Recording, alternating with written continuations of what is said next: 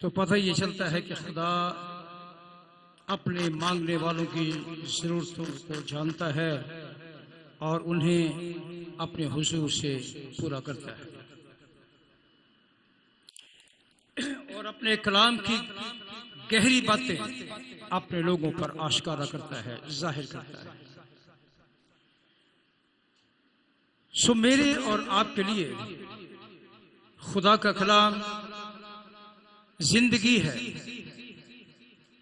क्योंकि ये कलाम जिंदगी है और इस कलाम के वसीला से हम अपने खुदा के हुजूर में आते या उसकी कुर्बत में आते हैं। तो जो उसके पास आ जाते हैं तो कलाम में लिखा है कि उन्हें निकाल नहीं देता बल्कि उनकी जिंदगियों में काम करता है, उन्हें गवाह बनाता है। और मेरा और आपका काम सिर्फ ये है कि हम खुदा के कलाम पर गौर करने वाले हों और जो कुछ बताया जाए उस पर अमल करने वाले हों। खुदा को रश से नहीं, एक एक शख्स से गर्ज है। एक शख्स भी नहीं चाहता हलाक हो जाए, वो चाहता है कि सबकी तौबा तक नौबत पहुंचे। आए हम खुदा के कलाम को अपनी जिंदगियों के लिए सुने, पढ़ें और समझें। इधर मुकद्दस मत्ती के मुताबिक लिखी गई इंजील उसका 5वां बाब और उसकी 17वीं और 18वीं आयत को पढ़ेंगे।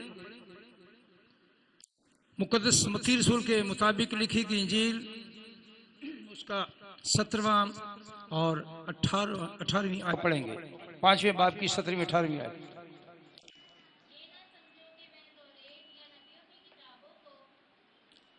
मनसूख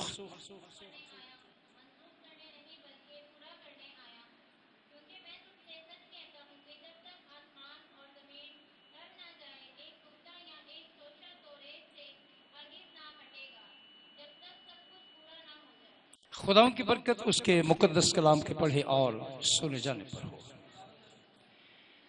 खुदावंद यीशु मसीह इस कायनात में मौजूद रहा। इस कायनात को खुदा का वो कलाम जो पेशतर हो चुका था नबियों, रसूलों, अंबिया के वसीला से कौम बनी इसराइल को रिवीजन करवा रहा है, उनकी दोहराई करवा रहा है और बता रहा है कि इस कलाम में मेरे मुतालिक क्या है। जब हम खुदा के कलाम का ठीक तौर से मुताला करते या सुनते हैं तो बाइबल मुकद्दस इस बात को जाहिर करती है कि बाइबल मुकद्दस खुदा का इल्हाम और खुदा का इख्तियार है।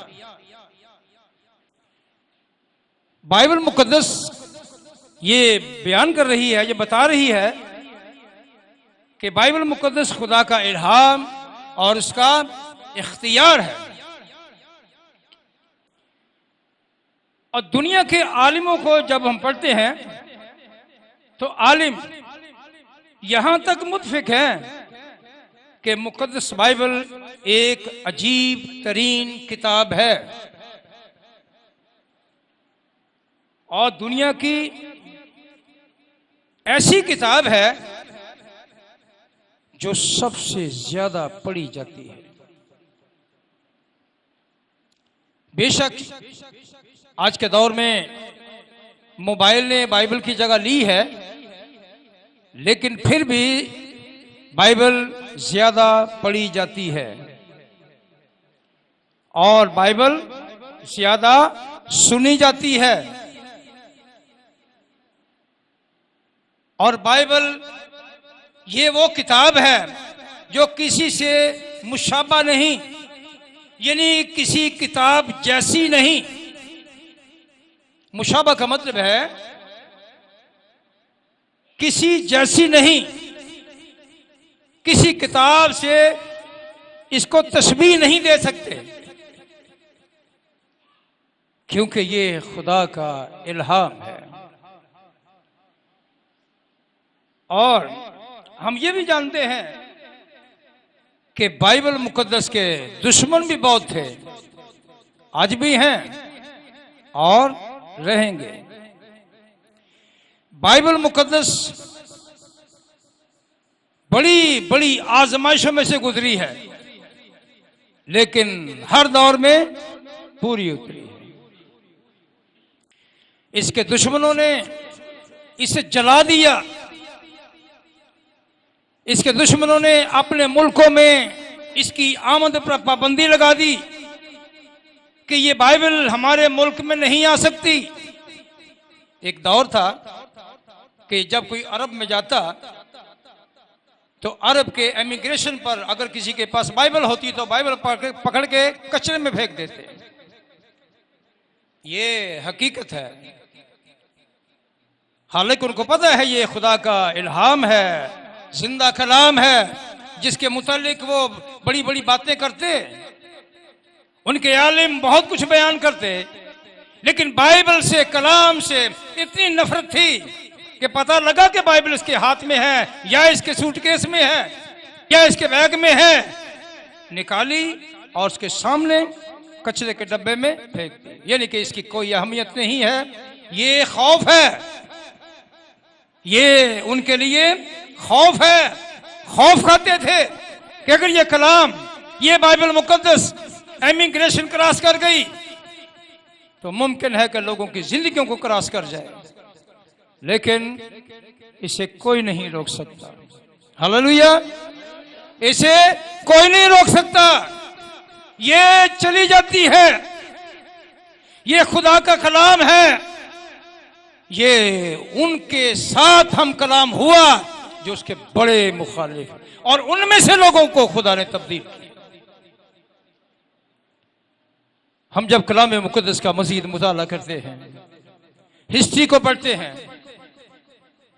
तो रूस में सन 85, 86, 88 तक, बल्कि 1992 तक बाइबल पर सख्त पाबंदी थी। और बाइबलें जिस तरह लोग असला ले जाते हैं, जिस तरह लोग नशा ले जाते हैं स्मगलिंग करके, तो बाइबलें वहां स्मगलिंग होके रूस में पहुंच गई। उनके लिए ये चीज बहुत बुरी है। हालांकि वो किसी खुदा को नहीं मानते, वो किसी मजहब पर बिलीव नहीं करते, वो किसी को अपना बड़ा नहीं मानते। वो कहते हैं कोई खुदा नहीं है, खुदा का कोई वजूद नहीं है। वो कहते हैं ये सब कुछ अचानक बन गया है, ये किसी खुदा की कोई कारागरी नहीं है, ये किसी खुदा ने कुछ नहीं बनाया। लेकिन लिखा है खुदा के कलाम में कि इतनी सख्तियां होने के बावजूद, सख्तियों में एक सख्ती ये थी कि अगर किसी के पास बाइबल मिल जाए,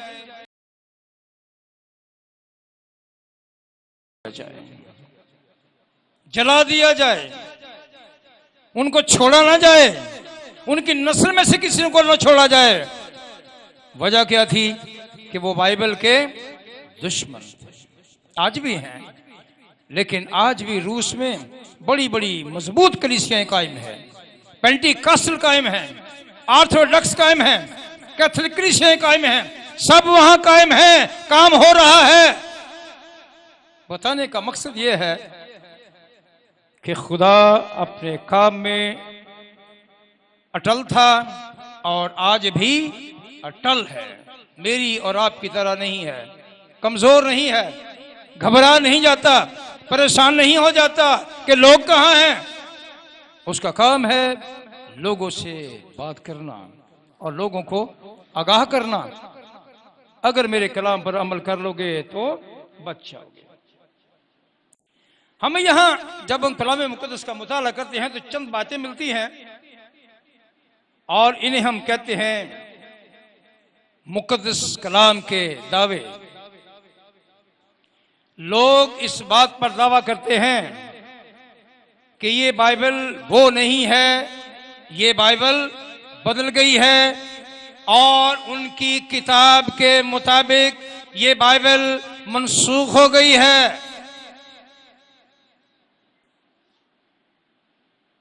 दूसरे नंबर पर यह है, बनीनो इंसान इस कलाम की तासीर से बच नहीं सका। इस कलाम में इतनी तासीर है या इतना असर है कि कोई इसकी तासीर से बच नहीं सका। ये कलाम मुजज़ात हैं, इसके वसीला से मुजज़ात होते, जिंदगियां तब्दील होती, बदरूहें निकलती, बीमारियां जाती। इस कलाम के वसीला से बहुत कुछ वाज़ेह होता है। फिर हम देखते हैं कलाम मुक़द्दस के इस दावे में, जितने लोग इस कलाम का मुताला करते हैं वो सब के सब खुदा के हुजूर में जाने जाते हैं और उनका मुताला उन्हें इस किताब के करीब ले आता है जिस किताब में जिंदगी है। और लिखा है कि अहले जहान, दुनिया के लोग इन कुतुब को, बाइबल मुकद्दस एक किताब नहीं है बल्कि किताबों का मजमुआ है। और ये किताबें डाइजेस्ट नहीं है, नावल नहीं है, रिसाले नहीं है। ये किताबें अंबिया के पैगामात हैं जो खुदा ने अंबिया को पैगामात दिए और उन्हें कातबों ने लिखा और वो सहीफों की शक्ल इख्तियार कर गए। खुदा ने पाक सहाइफ के वसीला से अपने कलाम को जारी किया और एक वक्त आया कि ये बाइबल जो मेरे और आपके लिए है एक किताब में मुंजमद हो गई। इसमें दोनों अहद हैं, पुराना अहद और नया अहद। पुराना अहदनामा जिसमें 39 किताबें हैं और नया अहदनामा जिसमें 27 किताबें हैं। इन दोनों को मिलाया जाता है तो इसका नाम होता है बाइबल मुकद्दस, पुराना और नया अहदनामा। और लिखा है कलाम खुदा में कि खुदा ने इंसान की भलाई के लिए इसे एक जान किया है, मनसूख नहीं किया है। हालेलुया। क्या किया है? एक जान किया है, तो इसे मनसूख नहीं किया। मनसूख करने का मतलब होता है रद्द करना। अब ये खत्म हो गया है, अब ये मनसूख हो गया है। जैसा कोई शख्स मनसूख हो जाता है अपने ओहदे से या उसे उस ओहदे से हटा दिया जाता है, उसे खत्म कर दिया जाता है, उसकी जगह कोई और ले लेता है। लेकिन खुदा का कलाम ना मनसूख हुआ है और ना कोई इसे मनसूख कर सकता है। ये ताहयात रहेगा, दुनिया खत्म हो जाएगी ये कि, लेकिन ये कलाम जूं का तूं रहेगा। इसे कोई नहीं बदल सकता, इसे कोई रद्द नहीं कर सकता, इसे कोई मनसूख नहीं कर सकता। बातों से अगर ये मनसूख होने लगता तो हम बड़ा सुनते हैं, इस्लाम की ये तालीम है कि ये किताब खुदा का इल्हाम है। इस्लाम क्या कहता है, कुरान क्या कहता है कि ये किताब खुदा का इल्हाम है। और दूसरी तरफ कहते हैं ये कलाम मनसूख हो गया है। अगर अक्ल खुदा की तरफ से दी होती तो फिर से मनसूख ना कहते। जिसमें लिखा है कि इसमें हिदायत है, नूर है। मैं इस बखेड़े में नहीं पढ़ना चाहता, लेकिन आपको बताना चाहता हूं कि उनकी मुकद्दस किताब ने ये गवाही दी है कि ये वो किताब है जो अल किताब है, ये वो किताब है जो खुदा का इल्हाम है, ये वो किताब है जिसमें हिदायत है और नूर है, जो अंबिया के मुतालिक बता रही है, बादशाहों के मुतालिक बता रही है। लोगों का ये एतराज है कि बाइबल मुकद्दस लोगों के पोल खोलती है। बाइबल मुकद्दस लोगों के पोल नहीं खोलती, हकीकत बयान करती है कि क्या हुआ था और क्या करने वालों ने खुदा के खिलाफ कितना नुकसान उठाया और कौम का कितना नुकसान हुआ। अजीज प्यारी बहनों, प्यारे भाइयों, हमारा खुदा जो इल्हाम अता करता है, इल्हाम से कौमों को बचाना चाहता है, अगर वो एक हुक्म करे, इशारा करे, तो सारी दुनिया उसके कदमों में आ सकती है। नहीं आ सकती? आ सकती है। किसी की जुर्त नहीं, क्योंकि दिमाग खुदा के हुजूर में आ जाता है, उसके कंट्रोल कर लेता है। कहते हैं ना, कुछ लोगों को उन्होंने पकड़ा, उनका ब्रेन वॉश कर दिया, यानी कि दिमाग धो दिया, दिमाग धो दिया, वॉश कर दिया, दिमाग वॉश कर दिया, माइंड वॉश कर दिया। तो ये वो कलाम है जो दिमाग वॉश करता है, माइंड वॉश करता है, गुनाहों को, इसके खिलाफ तदबीरों को, इसके खिलाफ प्रोपेगेंडा को खत्म करता है। ये है वो कलाम। तो इसे कौन है, किसकी जरूरत है कि वो इसे मनसूख करे? खुदा के इरादों में कोई तब्दीली पैदा नहीं कर सकता, किसी के मजाल नहीं कि वो इसमें कुछ रद्दो बदल कर सके। और लिखा है कि जूं जूं लोगों ने इसे बदलने की कोशिश की, इसमें रद्दो बदल करने की कोशिश की, और उसका एक जरिया था, ये याद रहे, आज सुनने वाले सुन लें, उन्होंने कलाम को तब्दील करने की कोशिश नहीं की। अपने तर्जुमे से जो तर्जुमा किया उसमें से कुछ आगे कुछ पीछे, कुछ अपने लिए भला लिया कि इसमें हमारा नाम कायम रहेगा। ये उनकी गलती थी, गुनाह है। ये उनकी खाम ख्याली थी कि ऐसा करने से लोग हमारी तरफ मतवज्जा रहेंगे, जो हम समझाएंगे वो ही लोग समझेंगे। इसका मतलब है कि उन्होंने तर्जुमा अपनी तरफ करके खुदा के कलाम को अपनी तरफ माइल किया, बल्कि खुदा के कलाम के खिलाफ हो गए। अजीज प्यारी बहनों, प्यारे भाइयों, खुदा का कलाम सदाकत है, सच्चाई है।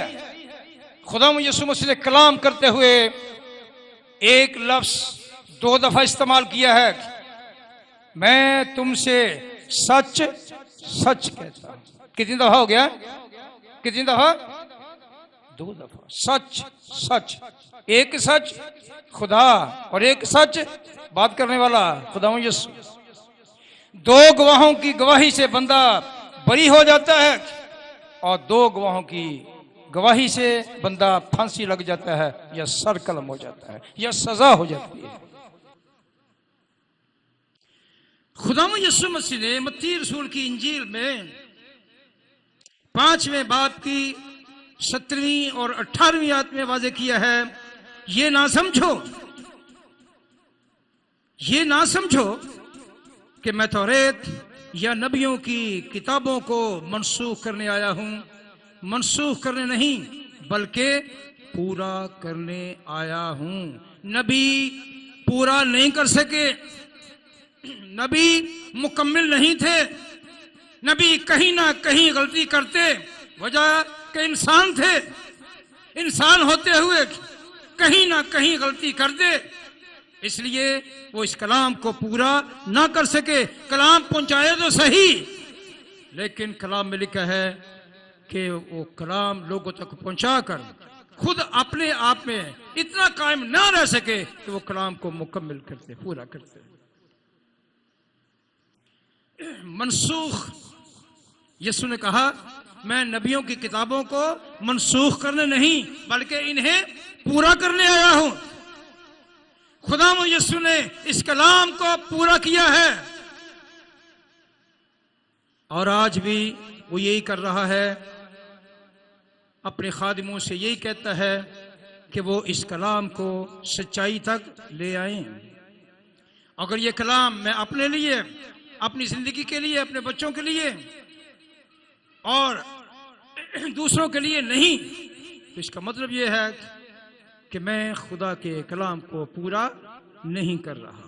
कोई भी हो, जितने भी खादिम हैं, ये सुन लें कि खुदा सच्चाई का खुदा है, खुदा झूठ का खुदा नहीं। खुदा यीशु ने कभी नहीं कहा मैं तुमसे सच झूठ कहता हूं या झूठ झूठ कहता हूं। उसने कहा मैं तुमसे सच सच कहता हूं कि जो कोई मेरे कलाम के मुताबिक अमल नहीं करेगा वो अपनी सजा का खुद ही जिम्मेदार होगा। लेकिन अगर मैं जो कहता हूं उस पर अमल करेगा तो वो मेरे साथ होगा जहां मैं हूंगा। 18वीं आयत है, क्योंकि मैं तुमसे सच कहता हूं कि जब तक आसमान और जमीन टल ना जाए एक नुक्ता या एक शोशा तौरात से हरगिज ना टलेगा जब तक सब कुछ पूरा ना हो जाए। एक नुक्ता, जब हम लफ्ज लिखते हैं तो उसके ऊपर एक नुक्ता लगाते हैं। अगर नून डालेंगे तो अंदर नुक्ता डालेंगे तो हो गई नून, तो अगर नुक्ता नहीं होगा तो फिर क्या होगा? नून गुन्ना।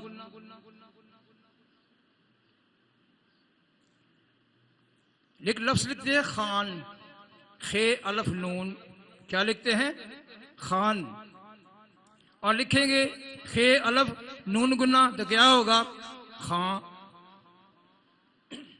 गाने वाले खान नहीं होते, खां होते हैं, नून गुन्ना से पढ़े जाते हैं, बोले जाते हैं। फलां ख्वाब ने कैसा गाया, खान साहब क्या बात है। तो खान तो वो होता है जो अपने इलाके का चौधरी होता है, वो खान होता है। सारे पठान खान नहीं होते। खान कौन होता है?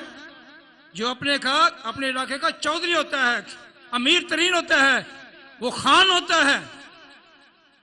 जैसे सिंध में वडेरा होता है, बलूचिस्तान में सरदार होता है और पंजाब में चौधरी होता है। तो ये गरीब लोग चौधरी नहीं होते, जिलों वाले चौधरी होते हैं। सरदार, वडेरे, खान, ये एक तो अमीर होते हैं और दूसरे नंबर पर ये चौधरी होते हैं, फैसले करते हैं, जज होते हैं। अजीज प्यारी बहनों, प्यारे भाइयों, जब हम अंग्रेजी मसदूका तर्जमा के सरवक्त पर गौर करते हैं तो हमें बड़ी वजाहत से मिलता है कि पुराने अहदनामा में 39 किताबें हैं और नए में 27। ये समझे आज आपकी दोहराई हो रही है।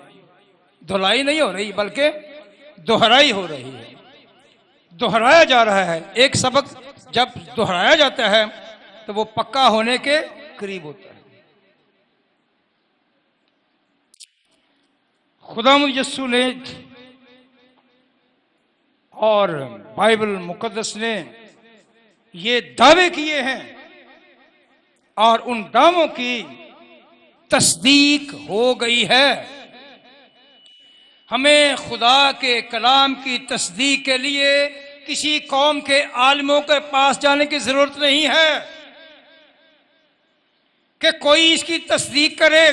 क्यों जी? ठीक है, ये ठीक है ना जी? वो नहीं, ये गलती है इसमें, वो कौन होता है इसमें गलती निकालने वाला? उसको खुद पता नहीं है वो गलती पर है।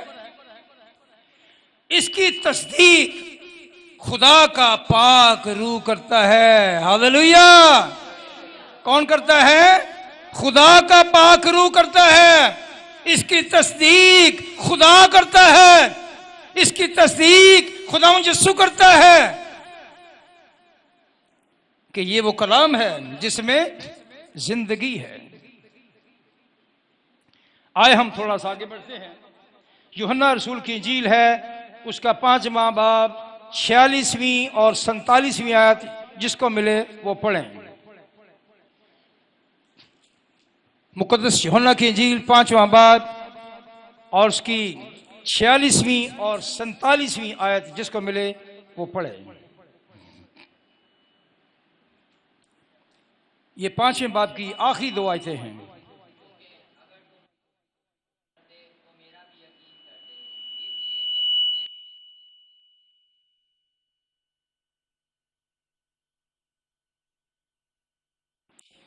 सवाल करता है खुदा यीशु मसीह आलिमों से, सवाल करता है खुदा यीशु मसीह लोगों से।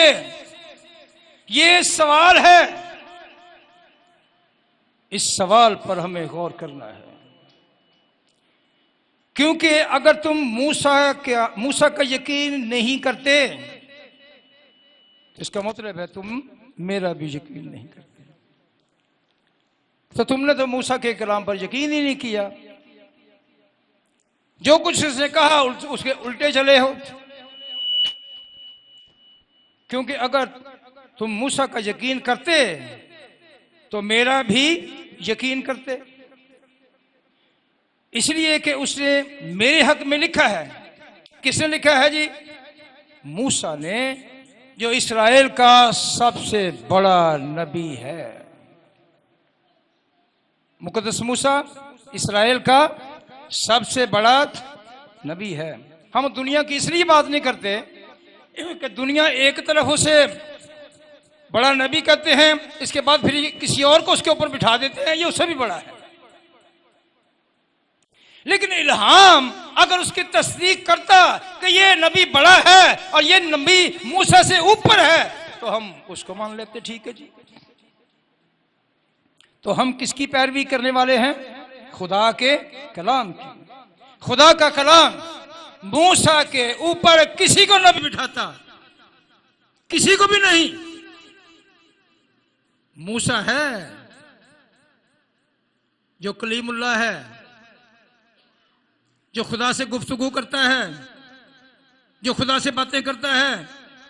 मूसा है जिसने खुदा के साथ वक्त गुजारा है। लेकिन लिखा है कि अगर तुम मूसा का यकीन करते तो मेरा भी यकीन करते, इसलिए उसने मेरे हक में लिखा है, मेरे हक में लिखा है। 47वीं आयत। लेकिन जब तुम उसके निविष्टों का यकीन नहीं करते तो मेरी बातों का क्यों कर यकीन करोगे?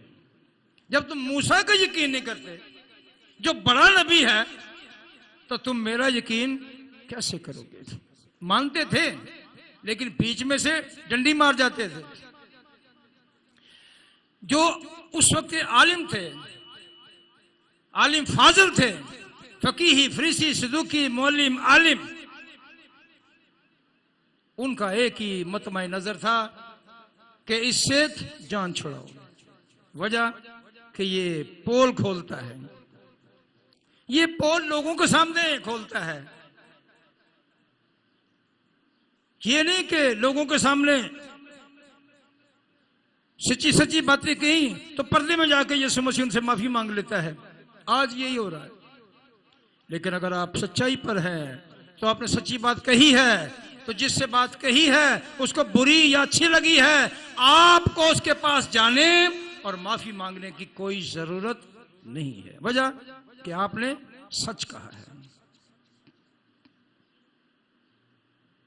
अहबार की किताब उसका 19वां बाब और उसकी 18वीं आयत जब हम पढ़ते हैं तो खुदा ने अपने कलाम में वाजे किया है। अहबार की किताब 19वां बाब और 18वीं आयत है, जिसको मिले वो पढ़ सकता है, मौका है।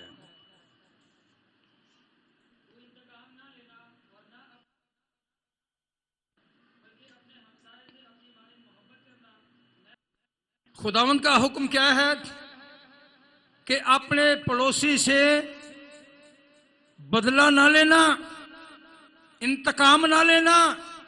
इंतकाम का मतलब बदला है, बदला ना लेना, इंतकाम ना लेना, ये आगाह किया है। और ना उसके मुतालिक अपने दिल में कीना रखना। कीना समझते? कीने का किसको पता है? सोने की पता, सिगड़े खाने हैं। ये कीमा नहीं, कीना है। किसी के खिलाफ अपने दिल में एक बात बिठाए रखना और हर बात में जलना। ऐ क्यों हो रहा है, आओ क्यों हो रहा है, ओदे बच्चे वधी जान रहे ने, साडे बच्चे घटी जान रहे ने, वो चंगे भलुंदे जान रहे हैं, असी भुखे मरी जान रहे हैं। और ये की करन रहे ने भाई? कुछ चक्कर है सही। एक अंडरग्राउंड काम पे बनता है। एक है कीना, और वक्त पर लोगों में उसकी इंसल्ट करना, बेइज्जती करना, और ये फख्र समझते हैं कैसा कंपा है, की याद करेगा जिंदगी च। बड़ा होशियार समझता अपने आप को, बड़ी होशियार समझती अपने आप को। लेकिन जिसको खुदा बढ़ाए उसे कौन कम कर सकता है? कर सकता है कोई? कोई नहीं कर सकता। तो कलाम में लिखा है इस्राएल के मुतालिक कि हर इस्राएल अपने दूसरे इस्राएल भाई, पड़ोसी का भाई है। इस्राएल आपस में भाई भाई हैं। और यही तालीम इस्लाम ने दी है कि मुसलमान आपस में भाई भाई हैं। कहां से लिया इन्होंने जी? तो से।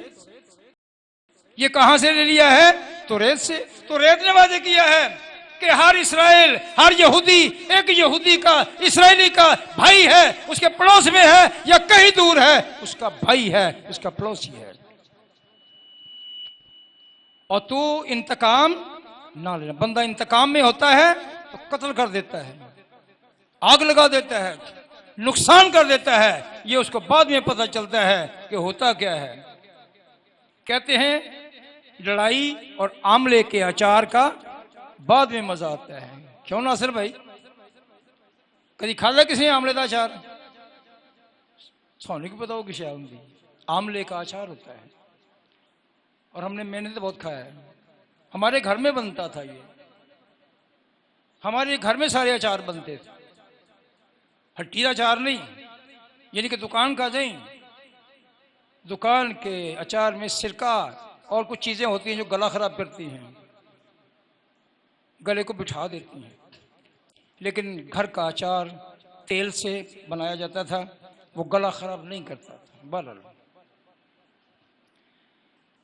लिखा है तू इंतकाम ना लेना और ना अपनी कौम की नस्ल से कीना रखना,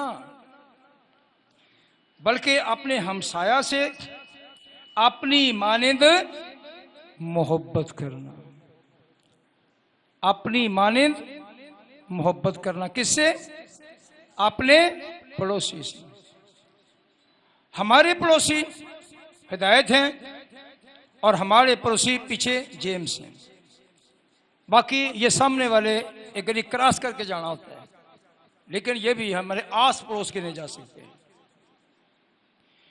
तो हमारा भाई चाहे यहां से पंजाब में हो या दुनिया के किसी मुल्क में हो, जो मसीह यीशु का खून खरीदा है, वो हमारा पड़ोसी है और हमारा भाई है।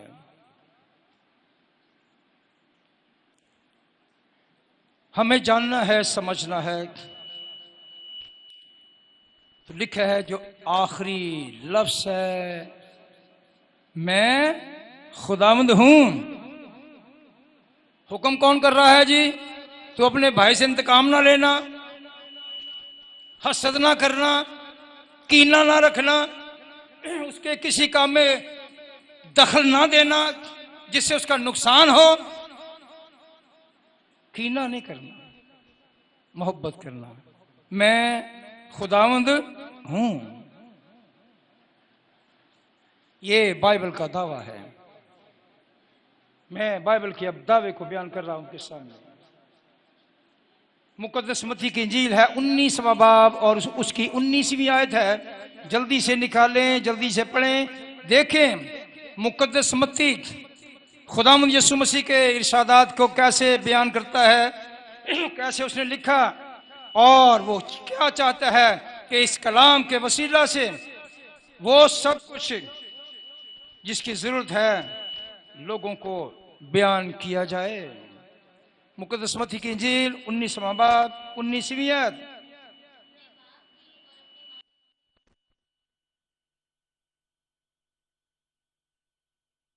वाज़ेह तालीम है।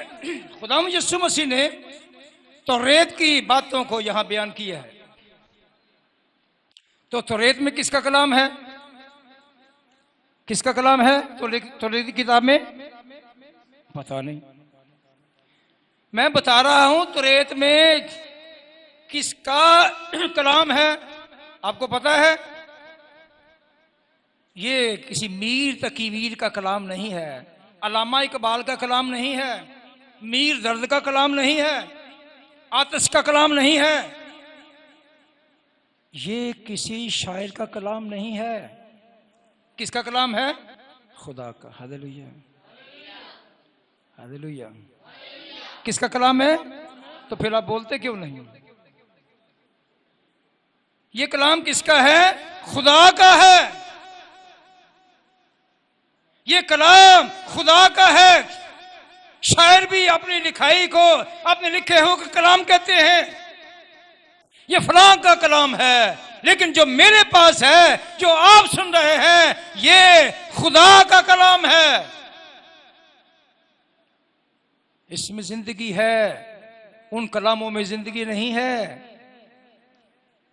उनके कलाम में माशूकों की तारीफ है, औरतों की तारीफ है। इसमें इंसान की जिंदगी है। इस कलाम में हिदायत है, नूर है। इसलिए हम इस कलाम को किसी से तशबीह नहीं दे सकते। मैंने बताया है आपको कि अगर ये समझाए कि उसका कलाम, उसका कलाम, उसका कलाम, उसका कलाम नहीं है, ये कलाम खुदा का कलाम है। तो मत्ती 19:19 में आपने क्या सुना? अपने बाप की और मां की, बड़ा आस्था बोले हो, एक साथ बोलना है और सबने बोलना है। अपने बाप की और मां की, फिर बोलना है अपने बाप की और मां की इज्जत कर। लोगों से कहते हैं मां बाप की इज्जत करनी चाहिए, अपनी को नहीं कर दे। हमने तर्जुमे में पढ़ा, लेकिन यहां भी हमारे पास बाप है। पहले शरीयत में क्या है? तू अपने बाप और मां की, कभी नहीं पढ़ा कि कभी अपनी मां की और बाप की इज्जत करना। गैर कौम में कहती हैं मां के पांव के तले जन्नत होती है। क्या कहती हैं? मां के पांव के तले जन्नत होती है। तो कई मामा के पैरों थले स्लीपर भी नहीं होंगे, तो जन्नत कैसे हो सकती है? जन्नत का जो तस्वुर है वो खुदा की बादशाहत है। उसमें बदकार, हरामकार, डाकू, मुनकिर, चोर नहीं जाएंगे। उसमें कौन जाएगा? उस बादशाहत में कौन जाएगा जी? मुकद्दसीन। हालेलुया। कौन जाएंगे? मुकद्दसीन। तो मुकद्दसीन में शामिल होने के लिए मुकद्दस बनना है। अपने बाप और मां की इज्जत कर और अपने पड़ोसी से अपनी मानिंद मोहब्बत रख। अगर तू आप ब्लीच कर रहे हैं तो उन्हें भी ब्लीच दे, भी करे। अगर तू आप अच्छे कपड़े पहने तो उन्हें भी अच्छे कपड़े दे। अगर तू आप अच्छा खाना करे तो उन्हें भी दे। अपने आगे पता लगा कि जी कोरमा रखा हुआ है या पाए का साधन रखा हुआ है, तो उन्होंने अंडा बना दिता या उन्होंने कोई ऐसी चीज दे दी, कोई काम चलाओ जी, ये बहुत महंगा है। अपनी मानिंद, जो तू खाता है वही अपने पड़ोसी को दे। तेसरा तो पड़ोसी पकाने के कुछ नहीं, उन्हें पता लगना इथों आ जाना है। लेकिन बताया यह गया है कि मुझे और आप इस कलाम को समझना है। मुकद्दस लूका की इंजील है, 24वां बाब है और उसकी 44वीं आयत है, 44 वर्स है। जिसको मिले वो जल्दी से पढ़े, देखें कि हमारा खुदा अपने लोगों से कैसे हम कलाम होता रहा है और आज भी है। और उसकी मनसा ये है कि उसके लोग उसके कलाम से फैज़याब हों। आधा आधा घंटा घंटा, दो दो चार चार घंटे गीत गाने से कोई फायदा नहीं होता। फायदा कब होगा? जब हम उन गीतों पर, उस प्रस्तुत पर ध्यान देंगे और मिलकर प्रस्तुत करेंगे। फिर उसके बाद एक बड़ा अहम मरहला होता है, वो होता है खुदा का कलाम। क्यों गीत गाए जाते हैं, क्यों प्रस्तुत की जाती है? तस्वुर क्या है कि प्रस्तुत पर खुदा का तख्त लगता है। हालेलुया। तो ये तख्त कहाँ होता है जी? यहाँ। ये है खुदा का तख्त। खुदा का तख्त क्या है? ये है डाइस। यहां से खुदा का कलाम जारी होता है, यहां से खुदा का कलाम लोगों को पहुंचता है। यहां खुदा खड़ा होता है, कोई पादरी खड़ा नहीं होता, किसी को खड़ा करके कलाम करता है, खुद करता है कि मेरे लोगों को क्या चाहिए, किन किन चीजों की जरूरत है मेरे लोगों को।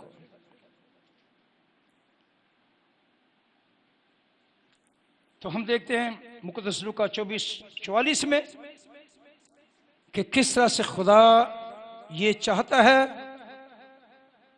कि उसका कलाम हमारी जिंदगी में काम करे। जी पढ़िए। हाँ ठीक हो, हाँ पढ़े।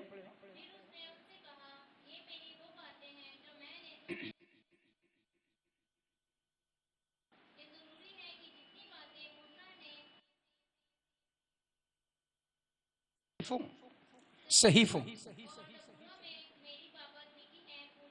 हाँ, ये कलाम कब हो रहा जी? खुदावंद यीशु मसीह के जी उठने के बाद। कब हो रहा है? जी उठने के बाद। अगर हम अबारत पर गौर करें, जो आयत की अबारत है, तो भी पता लगता है, वाज़े करता है। फिर उसने उनसे कहा, ये मेरी वो बातें हैं जो मैंने तुमसे उस वक्त कही थी, यानी पहले कही थी, उस वक्त कही थी जब तुम्हारे साथ था, उस वक्त ये कही थी। तो अब मैं तुम्हें उनकी रवैयन करवा रहा हूं। जितनी बातें मूसा की तौरात और नबियों के सहीफों और ज़बूर में मेरी बाबत लिखी हैं, पूरी हूं। आए दिन किसी ना किसी को कोई मसला हो जाता है कि वो बाइबल पर, यीशु मसीह पर कोई ना कोई बात करता है, चाहे कोई हिंदू हो। हमें कौमों से प्रॉब्लम नहीं है कि किसी हिंदू ने क्यों कह दिया, किसी सिख ने क्यों कह दिया, किसी मुसलमान ने क्यों कह दिया, किसी कादियानी ने क्यों कह दिया, किसी शिये ने क्यों कह दिया। हमें कोई प्रॉब्लम नहीं है। हमें प्रॉब्लम इस बात से है कि फिर वो सच्ची बात सुनना भी पसंद नहीं करते। कलाम में लिखा है, सच्चाई से वाकिफ हो तो सच्चाई तुझे आजाद करेगी। सिर्फ सवाल ना करें, सवाल का जवाब भी ले। जवाब इसमें लिखा है, ये मेरे पास नबियों की किताब है, ये मेरे पास इल्हाम है, पाक सहाइफ हैं, ये सब कुछ मेरे पास मौजूद है। आपने सवाल किया है, जवाब लें। तो जवाब लेकर फिर तंग होने की क्या जरूरत है, परेशान क्यों हैं? जवाब लें। इसलिए कि मैं आपके जुमलों का पाबंद नहीं हूं, मैं आपके तकरीर का, आपके वाज का पाबंद नहीं हूं, मैं खुदा के कलाम का पाबंद हूं। जिसने कहा है कि नबियों ने, अंबिया ने, मूसा ने जो सबसे बड़ा नबी है, मेरे मुतालिक बताया है तो वाज़ेह है, उसने कहा है कि मैं शरीयत को पूरा करने आया हूं। मत्ती की इंजील 5वें बाब में 17-18 में क्या पढ़ा कि मैं तौरेत को मनसूख करने नहीं बल्कि इसे पूरा करने आया हूं। पूरा कर आया हूं, किसी से पूरा नहीं हुआ। इब्लीस ने हर एक नबी को, रसूलों को, अंबिया को उंगली पर नचाया है। क्या किया है? उंगली पर नचाया है। हर एक को, किसी को नहीं छोड़ा। कोई सबूत दे कि कोई गुनाह से बरी हुआ या गुनाह पर गालिब रहा, नहीं। एक है जिसको इब्लीस उंगली पर नचाना तो दूसरी बात है, उंगली लगा नहीं सका। हालेलुया।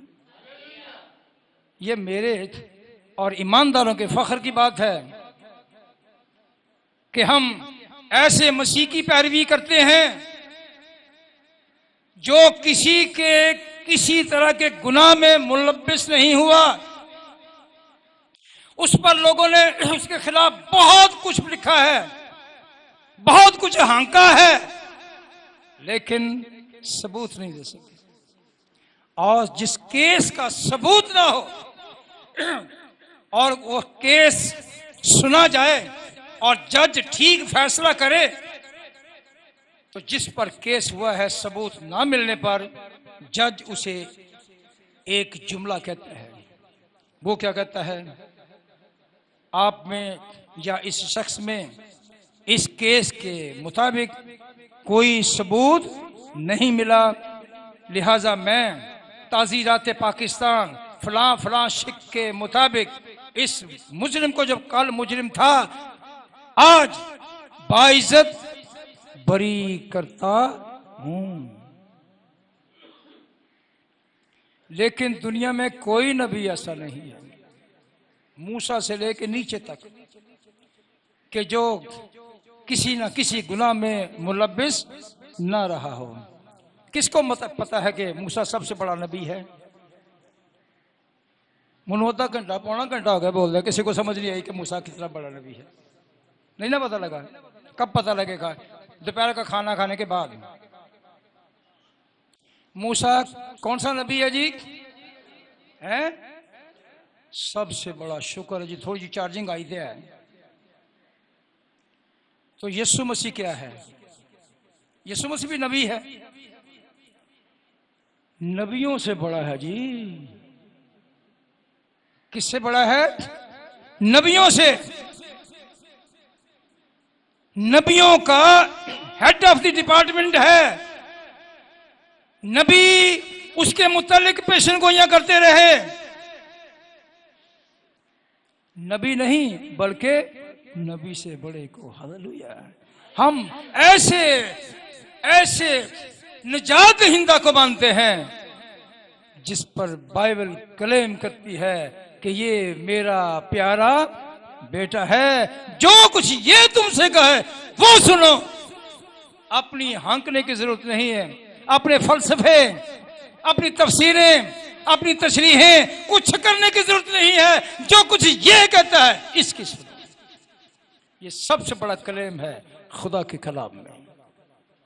खुदा ने किसी मजहब की किताब में ये नहीं कहा कि जो कुछ ये कहता है वो करो।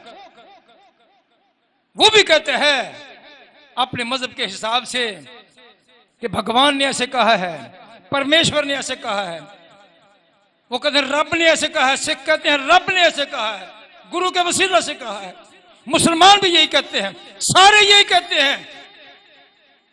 लेकिन यीशु मसीह ये कहता है कि मैं कहता हूं। हालेलुया। यीशु ने क्या कहा? मैं कहता हूं। उसने कहा कि खुदा कहता है। क्या कहा? मैं कहता हूं। इसलिए कि जिस्म में भी खुदा यीशु मसीह खुदा है। ये किसी मुगलते की बात नहीं है कि वो खुदा नहीं है, खुदा है। खुदा था, खुदा है, खुदा रहेगा। उसने कहा मैं अब तक यकसा हूं, और अब तक यकसा एक ही शख्सियत है जिसका नाम खुदा है। सो खुदा ये चाहता है कि मैं और आप उसके कलाम को जो नबियों के वसीला से बयान किया गया है, इस दावे को ना सिर्फ दावे करके सुने बल्कि हकीकत जानकर इस पर अमल करने के लायक हो। और यिर्मयाह का सहीफा है, उसका पहला बाब और उसकी चौथी आयत से 9वीं आयत तक है। तो हम देखते हैं कि खुदा कैसे अपने लोगों से हम कलाम होता रहा है और आज भी है। यिर्मयाह नबी का सहीफा पहला बाब है और उसकी चौथी आयत है। हाँ जी।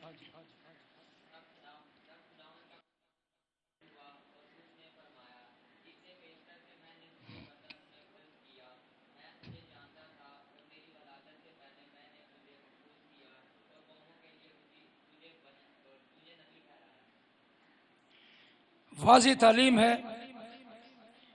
खुदा का बंदा यिर्मयाह नबी बड़े नबियों में शुमार है। इसका 2 फहरिस्त तो हैं नबियों की, बड़े नबी और छोटे नबी। तो बड़े नबियों में यशायाह है, यिर्मयाह है, हिजकियेल है और बहुत से हैं, लेकिन सबसे बड़ा नबी मूसा है। और खुदा यीशु मसीह सारे नबियों के ऊपर है।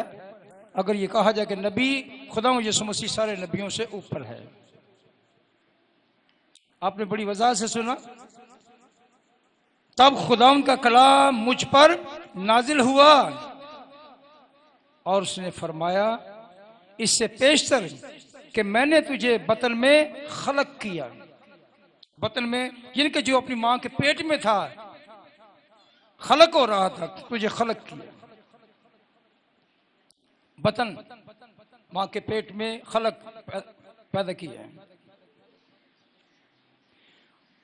मैं जानता था और तेरी विलादत से पहले मैंने तुझे मखसूस किया और कौमों के लिए तुझे नबी ठहराया।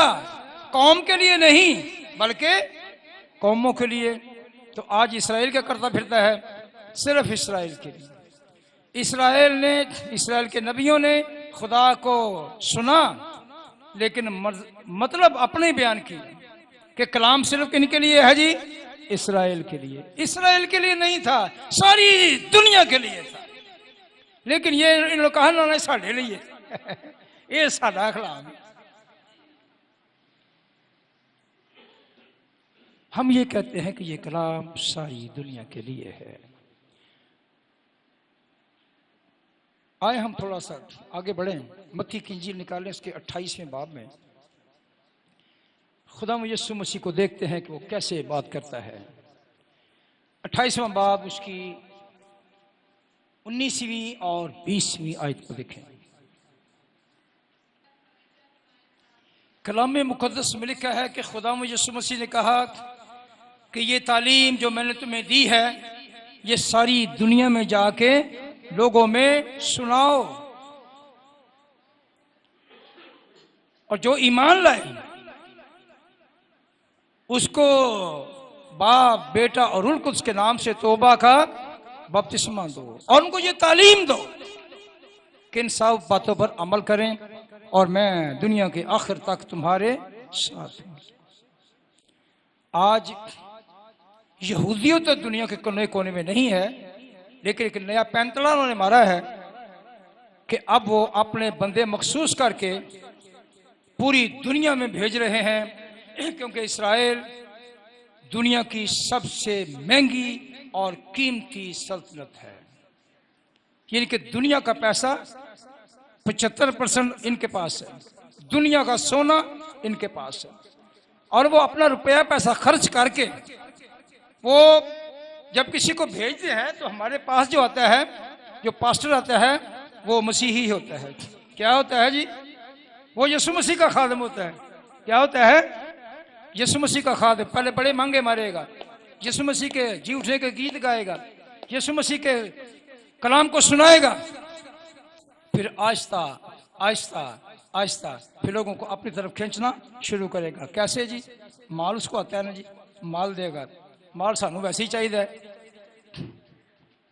अगर किसी को 5-10 हज़ार रुपया लगा दिया तो समझो कि वो बंदे ने कुंडी पै गई। वो किसकी बात करेगा? जहां पैसा गया है वो उसकी बात करेगा कि भुखे की गल करेगा। वो सच्चाई वाले की बात नहीं करेगा। किसकी बात करेगा? माल वाले की। वो पैसे देते हैं और फिर आहिस्ता आहिस्ता लोगों को अपनी तरफ लगाते हैं कि असल में मसला ये है कि ये कलाम वो नहीं है जिसकी जरूरत थी। यीशु मसीह खुदा नहीं है। हम कहते हैं कल तो तुम कह लो यीशु मसीह खुदा का बेटा है। वो लोगों को कट्ठे जो करना सी, कलीसिया जो बनानी थी। हमारे मोहल्ले में एक वाकया हुआ, किसको पता है इस बात का? हमारे मोहल्ले में एक यहूदी भाई था, यानी कि जैली यहूदी। किसको पता है उसका? वो चर्च चला रहा था। चर्च का वो पादरी था। दरी बिछाओ जी भैया। एक होता है पादरी, तो दूसरा क्या होता है? पादरी। दरी बिछाओ जी। थोड़ी देर तो लोगों को, वो था इस्राएल का एजेंट। उसका नाम था इरशाद बेंजामिन। पंजाबी अनपढ़ आदमी था। इब्रानी उसने सीखी हुई थी। हुण जिहड़े लोग नवे नवे यहूदी बन रहे हैं ना, देसी, उन्होंने इब्रानी सिखा देने। पढ़ो जी, बरेशत 12 एलोहीम एथ हाश मयम आ एथ हारस।